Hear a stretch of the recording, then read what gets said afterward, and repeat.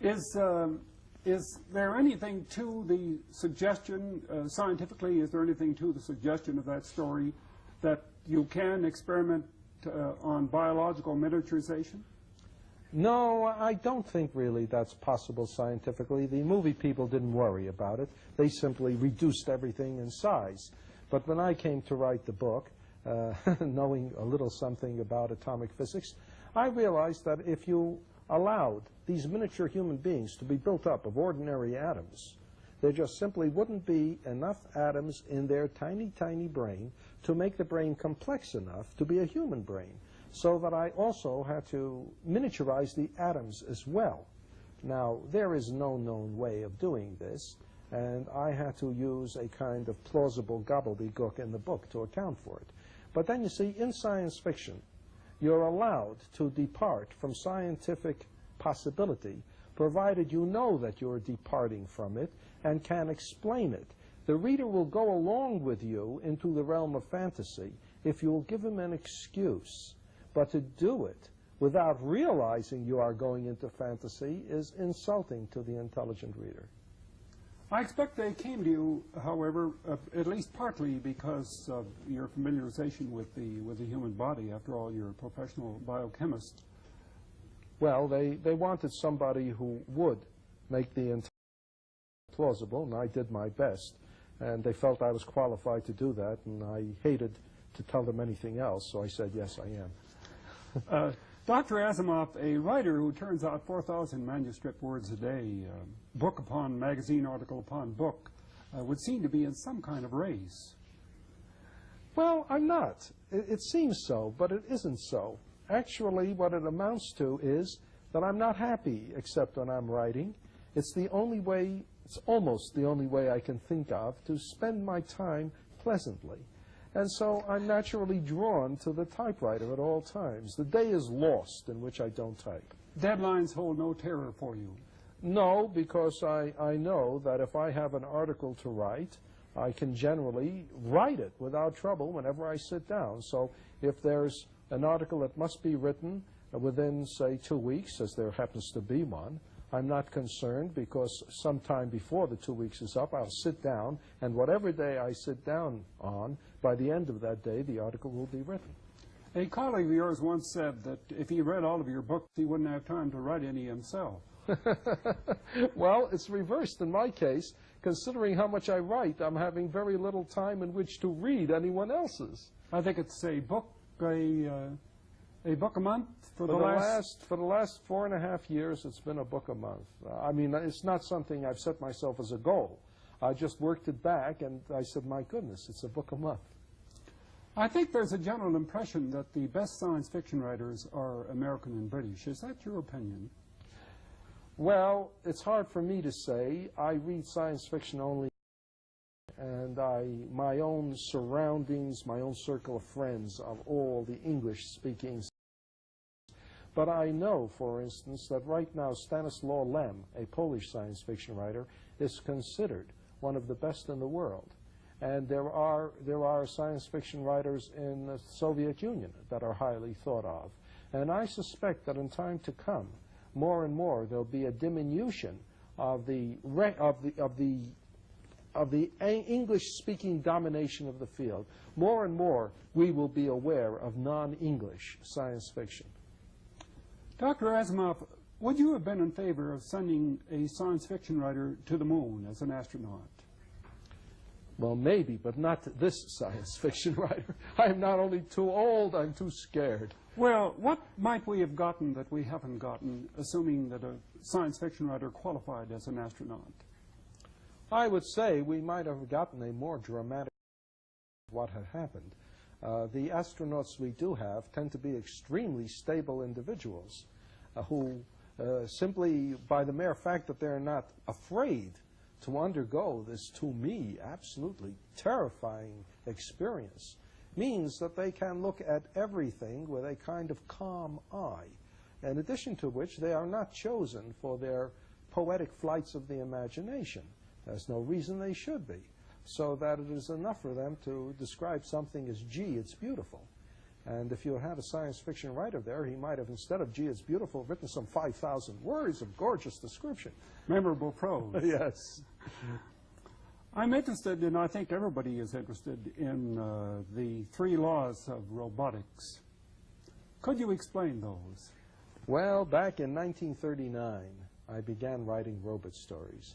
And by the time I'd written 2 and 3, there was a pattern in these stories which John Campbell, the editor of Astounding Science Fiction and my literary father, pointed out to me. He said I was having my robots behave as though they were guided by 3 laws. The first law was that a robot couldn't hurt a human being or through inaction allow a human being to come to harm. The second law was that a robot had to obey orders given it by human beings, provided that didn't conflict with the first law. And the third law was that a robot had to protect its own existence, except where that would conflict with the first 2 laws.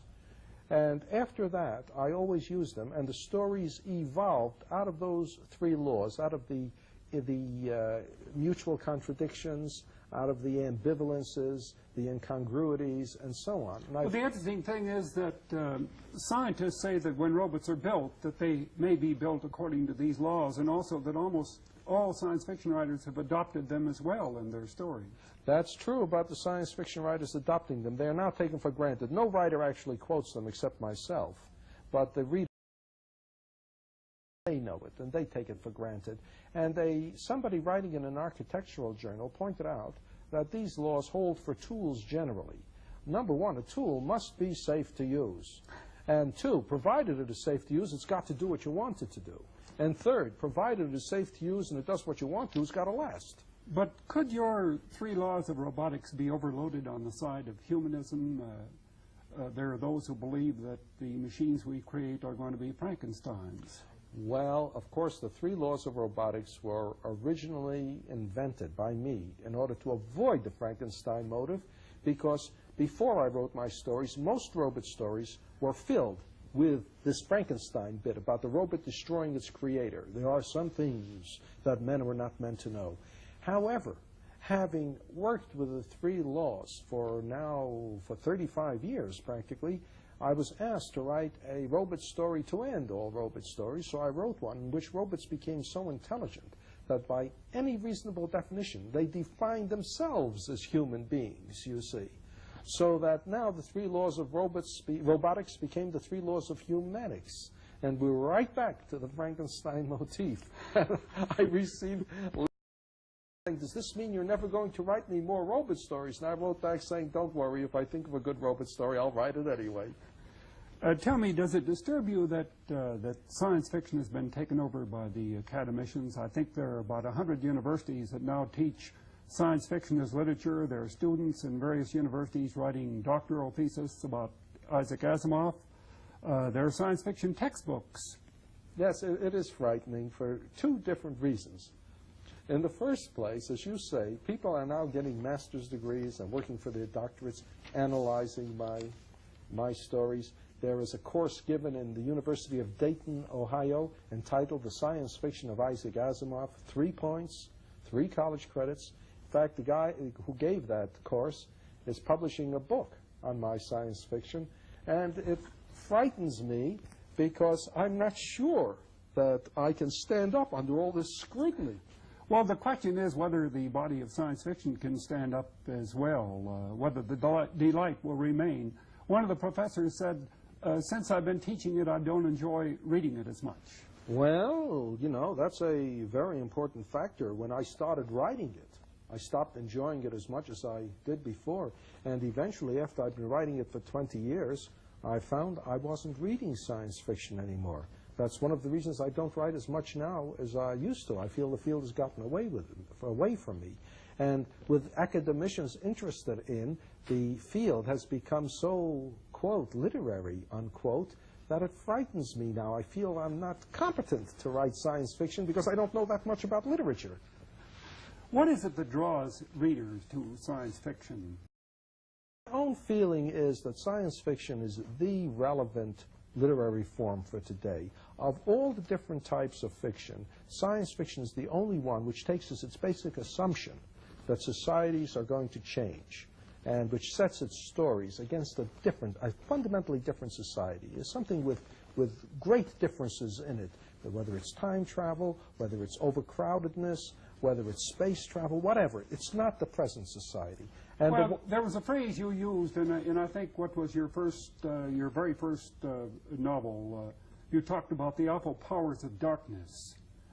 Is the whole question of magic and fantasy and mystery and myth what brings people to it as well? Some people have that theory, but I don't. I see. Because there is real fantasy now. There are, for instance, the Lord of the Rings, that trilogy. There is Tolkien one. Watership Down right now is an excellent fantasy by a fellow called Adams.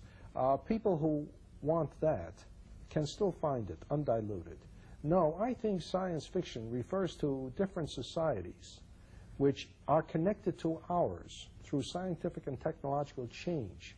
There's always that feeling that we are heading right now rapidly into changing societies.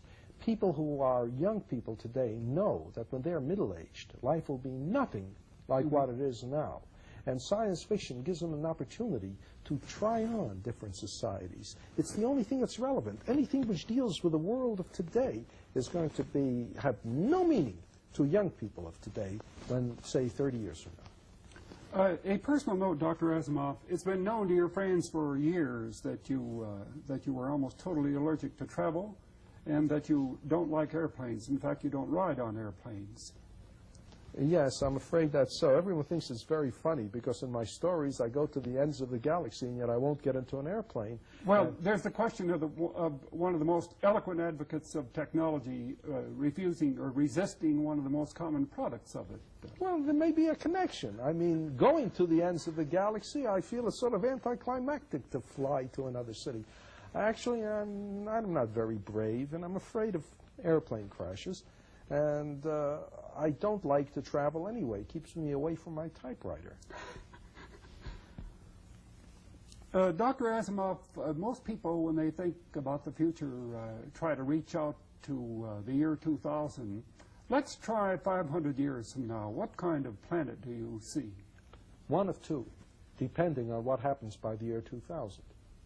If by the year 2000 we have not solved the problems that face us today, then I would say 500 years we'll see a world containing a technological civilization in ruins, in which there will be a relatively small number of human beings sort of surviving, and with New York City as the most magnificent ruin in the history of the human race. And the other is? If we succeed in solving our problems today, then 500 years now we can well be living in a kind of utopia, a world with a relatively small population, carefully husbanding their resources, with a working colony on the moon and perhaps on Mars, reaching out to the entire solar system, taking advantage of advances in technology we now can't even imagine, living under conditions which, when they look back on the present, they will be horrified and wonder how we could have survived.